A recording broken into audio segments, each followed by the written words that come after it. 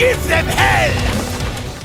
Good morning, ladies and gents. Back with another patch notes video for Conquerors Blade. Patch notes are for the patch which is going to be dropping tomorrow, the 20th of April 2023, and with it we are getting some pretty big things, to be honest, quite important things that you are going to want to know about. So stick me on in the background and let me read through everything we are going to be getting tomorrow in the weekly maintenance. So first off, we are going to be getting some changes to the Escalation Siege. Now, kits are no longer consumed when playing Escalation. We've upped the rewards to giving people who participate a chance to earn Quartermaster's Follow Pack with a chance to receive a Treatise and Powdered Silver.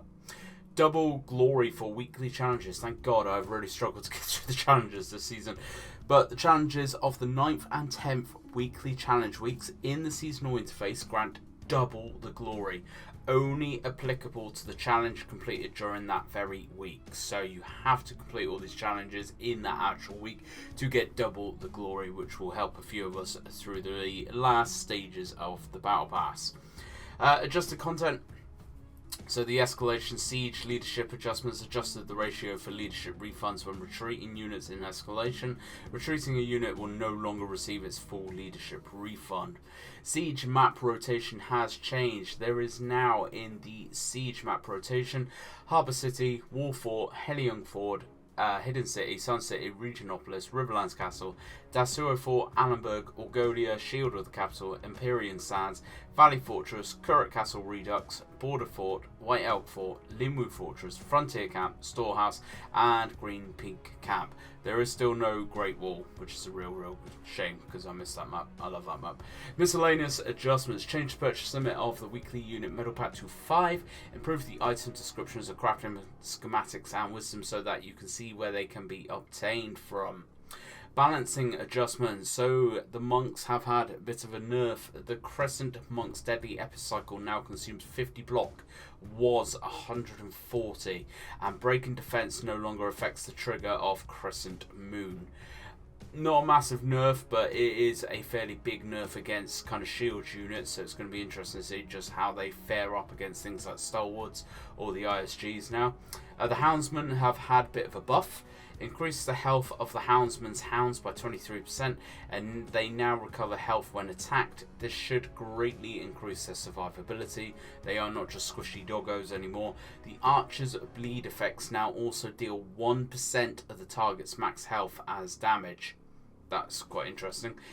Axe Raiders have had a bit of a buff as well, so it may be worthwhile checking these bad boys out again.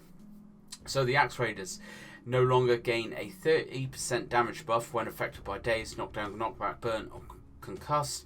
Increase the slashing armor penetration and slashing damage of the Axe Raiders' axe throws by 20%. They also knock enemies back and throw with greater accuracy. Reduce the cooldown of Axe Raiders' double axe skill to 9 seconds, was 12. Is this enough to bring the Axe Raiders back into line with the current meta? I don't think so, but I am definitely going to be trying these out over the weekend just to see how much they have changed. A few different bug fixes to finish up and round up the patches for this week. So, fix an issue where the Incendiary Archer's later unitary points regarding increased burn time didn't take effect. Fixed an issue with the Crescent Monk's veterancy node icon of the soldier's life. Fix an issue where repeatedly using follow, hold, and attack commands during the mounting dread of the Yu-Gi-Oh! Cavalry, I can't say the actual name, would quickly cause multiple instances of mounting dread damage. Fix an issue where the Hussar charge hit detection range of the ringed Hussars would decrease after completing some unit training nodes. Miscellaneous. Fix an issue where the Serpent Sacrifice hero type would sometimes display incorrectly. And fixing it display issue with artillery tips in the deployment menu. Unfortunately for you shot callers out there, there is no sign of a fix for the current strat view, which is an utter nightmare to actually shot call from because there are no names on it. There's no mention of that, but I know that has been voiced a lot recently in the content creator Discord, so hopefully in the next week or so that should get fixed. But what do you think of the unit specific stuff in the patch anyway? Do you think that's going to be enough for the Axe Raiders to actually be brought back into sieges? Do you think that's going to be enough to bring the monks back down into line with all the other units? Let me know your thoughts and comments down below. As always, hit that like button, hit that share button, hit that sub button if you haven't already, and I hope to catch you out on the battlefield.